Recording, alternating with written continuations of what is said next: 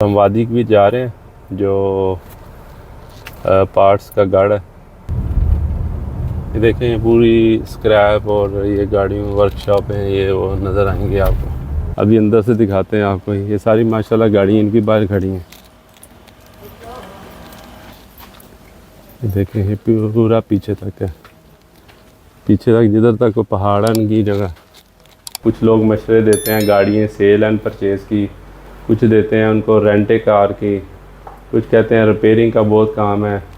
तो ज़रा इस पे हमें बताएं कि अगर कोई इधर पाकिस्तान से कंपनी बना के आते हैं बिज़नेस के हवाले से, काफ़ी लोग हैं जो कहते हैं जी ये आप आएँ, आपके पास 3-4 हज़ार रियाल हैं तो बड़ी अच्छी इनकम होगी, गाड़ियाँ ख़रीदें और बेचें, बहुत मारा मारी पड़ी हुई है, हर गाड़ी पे 200-300 रियाल बच जाएगा। क्या ये हकीकत है? तो इसके अलावा हमारे काफ़ी दोस्त पूछते हैं जी पाकिस्तान से उनके पास बजट है, वो आना चाहते हैं, तो आपकी फील्ड में आप क्या सजेस्ट करते हैं कि कोई छोटा मोटा जिसकी फैमिली के चल जाए सिस्टम वगैरह उसके लिए। अस्सलाम वालेकुम, क्या हाल चाल है? सब ठीक ठाक हैं? उम्मीद करता हूँ खैरियत से ही होंगे सारे। और दोस्तों, ये मेदार भाई हैं साथ में, इनका तो आपको पता ही है, ये हमारे चैम्पियन हैं, पिज़्ज़ा मोडो के बॉस हैं। आपकी खिदमत के लिए जा रहे हैं, अंदाज़ा लगाएं। ये हमारे एक दोस्त हैं, बहुत दिल अजीज़, बहुत प्यारे से गुलाम रब्बानी साहब हैं। उनका गाड़ियों का और गाड़ियों का पार्ट्स का बहुत बड़ा बिज़नेस है माशाल्लाह ओमान में।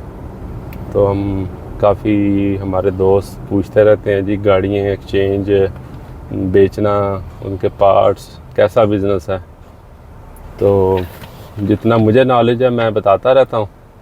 तो मैंने आज सोचा क्यों ना जो इस फील्ड का एक्सपर्ट है उनकी भी राय ली जाए, ताकि लोगों की और अच्छी रहनुमाई हो जाए। तो हम वादी भी जा रहे हैं जो पार्ट्स का गढ़ है। ये देखें, ये पूरी स्क्रैप और ये गाड़ियों वर्कशॉप है, ये वो नज़र आएंगे आपको। हमने उधर ही जाना है। ये पूरा सनाइया बोलते हैं इसको अरबी में। इधर पूरा गाड़ियों का, जिस तरह पाकिस्तान में बिलालगंज है ना। ये रब्बानी साहब के गराज के करीब पहुंच गए। ये जिधर गाड़ी खड़ी है ना मेदार भाई, ये तो पहले से ही फुल है। चलें इधर कहीं छाँव में खड़ी करते हैं ना। ये है जी इनके गराज का नाम अल अमीन इंटरनेशनल। अभी अंदर से दिखाते हैं आपको। ये सारी माशाल्लाह गाड़ी इनकी बाहर खड़ी हैं। देखें, ये पूरा पीछे तक है, पीछे तक जिधर तक वो पहाड़न की जगह। ये ले जी, मैं पहुंच गया हूँ जिनका मेदार भाई और मैं हम जिक्र कर रहे थे। ये जी रब्बानी साहब हैं, गुलाम रब्बानी साहब, हमारे बड़े प्यारे दोस्त हैं। हम तकरीबन एक दूसरे को मोर देन 25 ईयर से जानते हैं जी। तो काफ़ी दिन से मैं इनको कॉल कर रहा था कि मैंने आना है, आपसे एक मशवरा लेना है अपने दोस्तों के लिए, साथी जो मेरे सारे जुड़े हुए साथ में यूट्यूब पे। तो आज हम टाइम निकाल के आ ही गए हैं। कैसे हैं आप? ठीक है, अल्लाह का शुक्र, अल्हम्दुलिल्लाह। आप सुनाएं, खैरियत? अल्हम्दुलिल्लाह। आपसे हमें आपकी एक्सपर्टीज़ के बारे में पूछना है। हमारे बहुत से लोग मुझे मैसेजेस करते हैं पर्सनल भी और यूट्यूब पे भी पूछते रहते हैं जी ओमान में कौन सा बिज़नेस है जो हम कर सकते हैं। कुछ लोग मशवरे देते हैं गाड़ियाँ सेल एंड परचेज़ की, कुछ देते हैं उनको रेंटे कार की, कुछ कहते हैं रिपेयरिंग का बहुत काम है। तो ज़रा इस पे हमें बताएं कि अगर कोई इधर पाकिस्तान से कंपनी बना के आते हैं बिज़नेस के हवाले से, कि ये जो कारोबार है गाड़ी परचेज़ एंड सेल्स का, पहले तो इसके बारे में बताएं आप। देखें, काम सारे अच्छे होते हैं, लेकिन सबसे पहली चीज़ है कि आपको उसकी पूरी मालूमात और पूरी एजुकेशन होनी चाहिए। हाँ जी। और मैं 1991 से यहाँ ओमान में हूँ। हम लोगों ने गाड़ियों का भी काम किया, इंपोर्ट भी किए, एक्सपोर्ट भी किए। और हर कारोबार में लॉस और प्रॉफिट होता है, लेकिन आपकी तैयारी होनी चाहिए। कोई भी काम करें, अगर किसी के कहने पे कोई काम नहीं करें या किसी के देखा देखी काम नहीं करना चाहिए। और सबसे बड़ी चीज़ के मशवरा करना चाहिए, और मशवरा भी उससे करना चाहिए जो उस चीज़ का, उस फील्ड का उस्ताद हो या कामयाब इंसान, जिसकी एक्सपर्टीज़ हो। जी, जिसको उस चीज़ का तजर्बा हो। और या तो पहले ये करना चाहिए कि एकदम से कोई चीज़ शुरू नहीं करें, आके पहले चीज़ों को देखें, माहौल देखें, क्योंकि दुबई में डिफरेंट है, पाकिस्तान में डिफरेंट है, यहाँ पे डिफरेंट है। और कोई भी चीज़ इजी नहीं होती है, उसके लिए मेहनत करनी पड़ती है, तैयारी करनी पड़ती है, फिर उसका फ़ायदा मिलता है। ऐसे ही है। तो ये नहीं होता कि आते के साथ ही आप काम करेंगे और आते के साथ ही फ़ायदा मिलना शुरू हो जाएगा।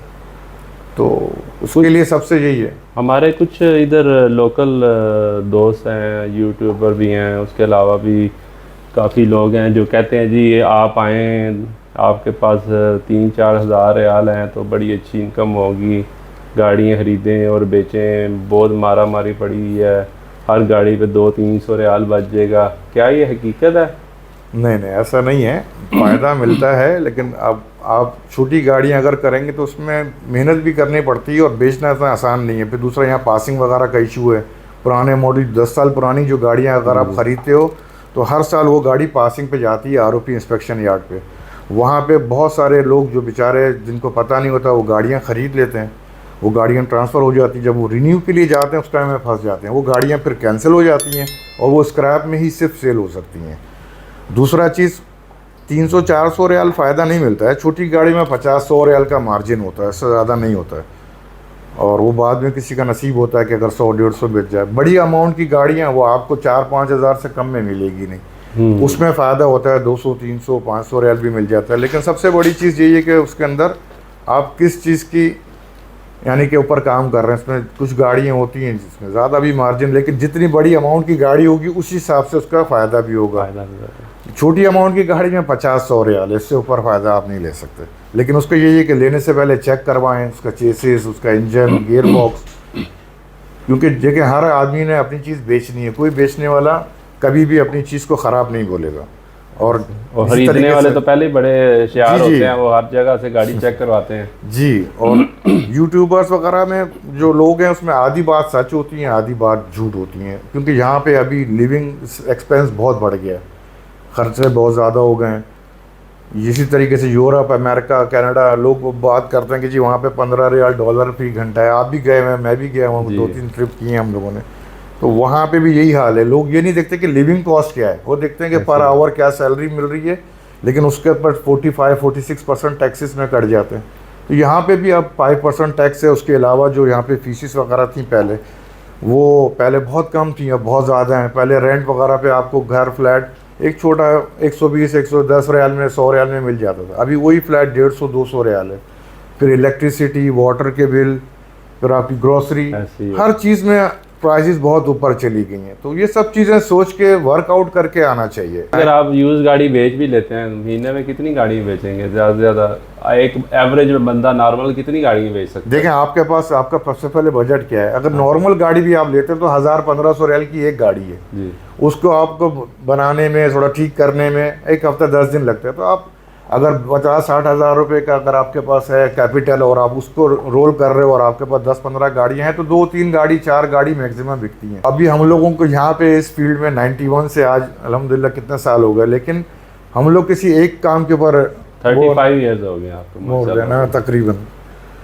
और इसके अंदर बहुत सारे अप एंड डाउन भी आए और सारा कुछ हुआ, लेकिन यही है कि एक चीज़ के ऊपर आप डिपेंड नहीं कर सकते। और गाड़ी वो कोई एक परमानेंट वो आपका वो नहीं है, यानी कि जरिए माश या हाँ, तो वो उसके ऊपर डिपेंड नहीं करना चाहिए। वो एक एज अ साइड बिजनेस आप कर सकते हैं। चल गया ना चला तो अगर उसको आप मेन बिजनेस लेके आ रहे हैं तो वो बिल्कुल आप नहीं कर सकते। या तो फिर आपके पास इतना कैपिटल हो, आप एक शोरूम बनाएं।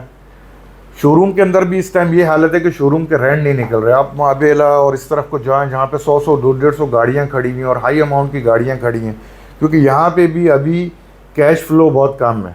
अच्छा, यहाँ पे पहले फाइनेंस के ऊपर 98% गाड़ियाँ हम लोग फाइनेंस के ऊपर सेल करते थे, बड़ी अमाउंट की, छोटी अमाउंट की। लेकिन ये कोविड के बाद से अभी इन लोगों ने यहाँ पे बहुत सख्ती कर दी है, गवर्नमेंट की तरफ से भी और फाइनेंस कंपनीज की तरफ से भी। अब फाइनेंस इतना इजीली डील नहीं होता और हर किसी के पास कैश नहीं होता कि वो कैश में गाड़ी परचेज़ कर सके। इवन आप देखो न्यू कार्स सेल नहीं हो रही हैं। मेरे से इन्होंने नया रूल एक ये भी दिया कि ये अमानी के अलावा अब देते भी नहीं। लोकल गारंटर जो एक्सपैट्रिएट्स, हाँ, लोकल एक्सपैट्रिएट्स के लिए एक लोकल की गारंटी चाहिए। और सेकेंडली अगर आपकी कंपनी 3 साल से ज़्यादा पुरानी है और उसके अंदर कोई चेक्स वगैरह रिटर्न नहीं हुए हैं, तो उस पर आप फाइनेंस करवा सकते हो। हाँ जी, ये बहुत कि कम से कम मिनिमम 3 इयर्स ओल्ड हो कंपनी, उसके बाद में आपको वो लोग उसके अंदर फाइनेंस के अंदर आपको जो है वो एक्सेप्ट करेंगे और आपको एक्सेप्टेंस मिलेगी, अदरवाइज नहीं। और अगर पर्सनली कोई करता है तो उसके अंदर उसको एक तो 6 महीने का बैंक स्टेटमेंट चाहिए, उसके अंदर आपकी सैलरीज वगैरह आ रही हैं, उसके अंदर आपको परमानेंट कोई सैलरीज का वो हो, कंपनी का लेटर है, और सबसे मेन चीज़ इधर का लोकल कोई भी एक ओमानी की गारंटी लाजमी है जी। चलो जी, ये भी अच्छी इन्फॉर्मेशन आपने दी है। ये तो एक पिक्चर आपको नज़र आ गई जी, गाड़ी सेल एंड परचेज़। तो इसके अलावा हमारे काफ़ी दोस्त पूछते हैं जी, पाकिस्तान से उनके पास बजट है, वो आना चाहते हैं, तो आपकी फील्ड में आप क्या सजेस्ट करते हैं कि कोई छोटा मोटा जिसकी फैमिली के चल जाए सिस्टम वगैरह, उसके लिए? देखें, छोटे काम के लिए ये कि आदमी जो खुद आ रहा है वो खुद या तो टेक्नीशियन हो या मैकेनिक हो, ये ज़रूरी है, ये सबसे ज़रूरी चीज़ है। क्योंकि अगर आप खुद कुछ नहीं हो, आपको किसी आदमी को हायर करना पड़ेगा, तो जाहिर बात है कि वो स्टाफ जो या कोई भी वर्कर वो आपको कमा के तो नहीं देगा। ऐसे ही या तो आपके पास खुद मालूमात हो। तो हमारे एक मिसाल है, बोलते हैं कि अगर आप होटल खोलना चाहते हैं तो सबसे पहले आपको रोटी बनाना, सालन बनाना आना चाहिए, ऐसे तो फिर आप वो काम में कर सकते हैं। अदरवाइज आप उसके अंदर मार खाएंगे, क्योंकि आप डिपेंडेंट हो जाएंगे। जिस काम में भी आप डिपेंडेंट बनेंगे उस काम में आपको लॉसेस के चांसेस ज़्यादा है। ऐसे ये मैं अपनी हर वीडियो में बोलता तो रहता हूँ और समझाता भी रहता हूँ। हमारे लोग फिर भी आते हैं और गलत हाथों में आ जाते हैं और बाद में नुकसान करके फिर बेचारे परेशान होते हैं। नहीं, इवन अभी आजकल जो कोविड के बाद से इवन आप अमेरिका से लोग यहाँ पे आ रहे हैं। ऐसे ही लोग यहाँ से अमेरिका जाने के लिए पागल हो रहे हैं। अभी लास्ट ईयर मैं वहीं पे था, तो वहाँ पे भी बिज़नेस के हालात इतने अच्छे नहीं हैं। कनाडा से लोग जिनके पास पासपोर्ट्स हैं वो लोग यहाँ पर आ रहे हैं बिज़नेस के लिए, यूएई में, ओमान में। हम लोगों से कांटेक्ट में हैं, वो लोग उनको बोलते हैं जितने पैसे चाहिए हम लोग लगाने को तैयार हैं। तो ये नहीं सोचे कि यहाँ पे आके पैसा मिलेगा, पैसा हर जगह पर है। पाकिस्तान में भी लोग बैठे हुए कमा रहे हैं, जिनके पास इन्वेस्टमेंट है वो हमसे अच्छा वहाँ पे बैठ के भी कमा रहे हैं। लेकिन ये कि सही तरीके से वर्कआउट करके जो काम किया जाएगा उसका फ़ायदा मिलेगा। लेकिन अगर आप मेरी बात पे या आपकी बात पे, किसी की भी बात पे सुनी सुनाई आप अगर किसी के पीछे चल पड़ेंगे तो उसमें नुकसान के चांसेस ज़्यादा हैं। चले जी, आपने रबानी साहब की ज़ुबानी सुना और ये भी वही ज़ुबान बोल रहे हैं जो मैं कहता रहता हूँ कि आप इधर आएँ, खुद देखें और खुद डिसाइड करें। मशवरा तो है दे सकते हैं, लेकिन जो आपने आके खुद देखना है और करना है वो आदमी की अपनी एक अलहदा बात होती है। तो कोशिश करें जब भी आप कोई भी कारोबार करना हो किसी भी कंट्री में, पहले खुद जाएं, प्रॉपर सर्वे करें, जो काम को आपको अच्छा लगता है कि आप इसमें हाथ डाल सकते हैं तो उसको डालें, ना कि किसी के कहने पे शुरू कर लें और बाद में आपको पछताना पड़े। बहुत बहुत शुक्रिया रबानी भाई, बहुत शुक्रिया भाई, thank you ji, Allah very much, अल्लाह हाफिज़, अल्लाह हाफिज़। ये ले जी, हम इंटरव्यू करके निकल आए हैं। उम्मीद करता हूँ आपको पसंद आएगा।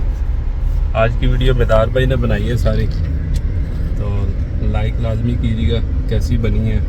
पसंद आएगी तो लाजमी लाइक तो करना बनता है और सब्सक्राइब भी करें। लास्ट टाइम मैंने अपना चैनल एक डिफरेंट कर दिया, बिज़नेस इंफॉर्मेशन के लिए अलहदा और मेरा ट्रैवलिंग और इंटरटेनमेंट का एक अलहदा चैनल है। कोशिश करें मेरे दूसरे चैनल को भी लाइक करें, लिंक मैंने डाल दिया नीचे, तो मेरे दूसरे चैनल को भी सब्सक्राइब करें और लाइक किया करें।